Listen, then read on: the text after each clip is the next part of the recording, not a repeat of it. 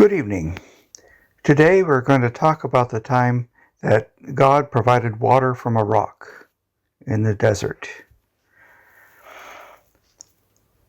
It had been several months since the time that Israel had left Egypt. God, by his mighty hand, had brought them out when no one else could. Moses had tried, but only God could do it. They had seen with their own hands, their own eyes, how God had humbled Pharaoh, the king of Egypt, and had forced his hand to let the people go. In the end, God had killed all the firstborn in the land of Egypt, including Pharaoh's own son, and the people left. God himself was going in front of them in the pillar of cloud during the day and a pillar of fire at night. He led them straight into a trap. He led them to the Red Sea.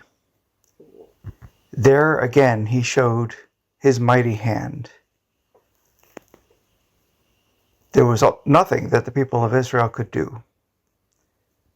He himself made a way through the sea, clearing a path for them through the sea so that they walked across on dry land to the other side. When Pharaoh himself and his armies, the finest in the land, tried to take over them, tried to chase them, God brought the sea back over them and killed the whole army. The people of Israel, when they saw that, they praised God and put their trust in him and in Moses, his servant. But that didn't last very long. People forget so easily. When they came into hard times there in the desert, they ran out of food. Then they complained and said, "Why did you bring us out into the desert to kill us from hunger? It'd better if we had been left in Egypt, where we had plenty of food." Interesting. People forgot. They forgot all of their crying out to God when they were under the heavy hand of Egypt, under the Pharaoh's heavy hand. They forgot all about that, and now they thought it was better when they were in Egypt. So typical of us, huh? So they arrived, and God provided for them. He provided for them manna, and he provided for them quail, and they ate and were satisfied. He tested them at that time, and he said, "Let's see if they will learn to trust me." Every day they were to gather just enough for that day and leave none of it to the next day. But some of them, not trusting God, thinking maybe next day there would be no food for them, they saved some of it, and in the morning found that it was rotten and full of maggots. And on the seventh day, when they were not to gather any, some still went out there, forgetting God's promise that on that day there would be none. That's the reason on the sixth day there would be double as much. So they went out to look, and of course there was none, just like God had said. And they continued on, and they ran out of water. Of course, in the desert, there is no water. And they complained to Moses and said, "Why did you bring us out into this desert to die of thirst?" Well, they had forgotten again. How had God saved them out of Egypt? How he had brought them over the Red Sea? How they had been given food in the desert, manna and quail. "Moses, give us water to drink." Where was Moses going to get water to drink? So he called out to God, and God saved them. Moses, he said, "Go to this certain rock. Bring with you the elders of Israel, so that they can see for themselves how I will save them. Go to that rock, and when you go to it, strike it, and water will flow from that rock, enough for them and their flocks and herds. And so that's what Moses did. Moses went to the rock and he struck it as they were watching. Let's see if we can find this passage.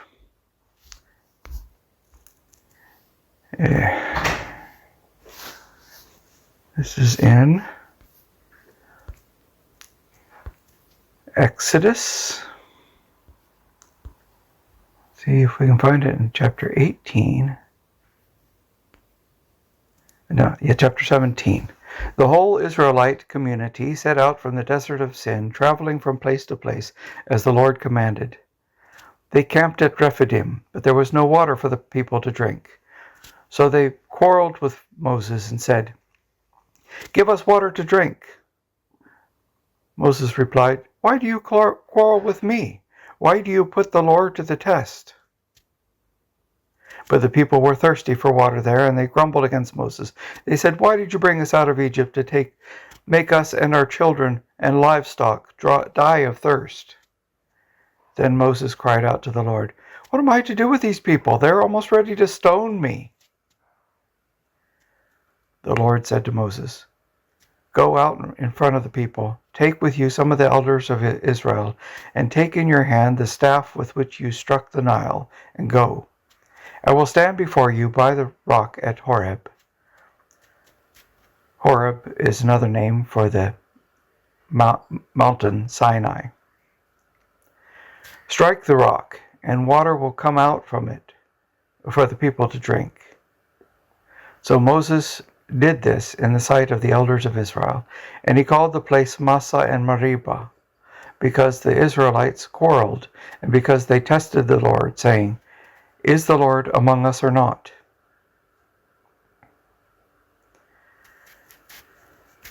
You'll remember at that time that when the people of Israel were counted, they only counted the men who were over 20 years old. And there were 600,000, over 600,000 people, men. This is not including the women and the children. So altogether, you can figure it out that there were probably at least 2 million people. So consider this when you think about water coming out of the rock. This isn't just a dribble. This isn't drops. This is a river. It was enough for their whole families and their flocks and herds. And that's what they drank for some time. The Amalekites came and attacked the Israelites at Rephidim. Moses said to Joshua, "Choose some of your men and go out and fight the Amalekites." The Amalekites, if you remember, the time of Jacob and Esau, his brother. Esau had a large family. One of his grandchildren, the name of his grandchildren was Amalek. These were the descendants of Amalek, the grandchild of Esau, Jacob's brother. They became a warlike people.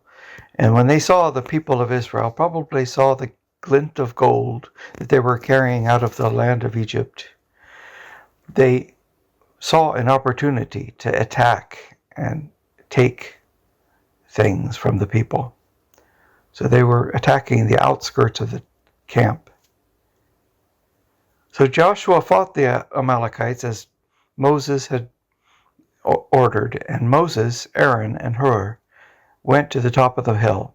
As long as Moses held up his hands, the Amalekites were winning, but whenever he lowered his hands, when he held up his hands, the Israelites were winning. Whenever he lowered his hands, the Amalekites were winning. His hands, lifting up his hands, was a sign of prayer over the people of Israel. When Moses' hands grew tired, they took a stone and put it under him, and he sat on him. on it. Aaron and Hur held up his hands, one on one side and one on the other, so his hands remained steady until sunset. So Joshua overcame the Amalekite army with a sword. The people of Israel had already seen many miracles from God. 10 plagues over the land of Egypt, and then his provision and his taking them across the Red Sea. They had seen many miracles. Here was another.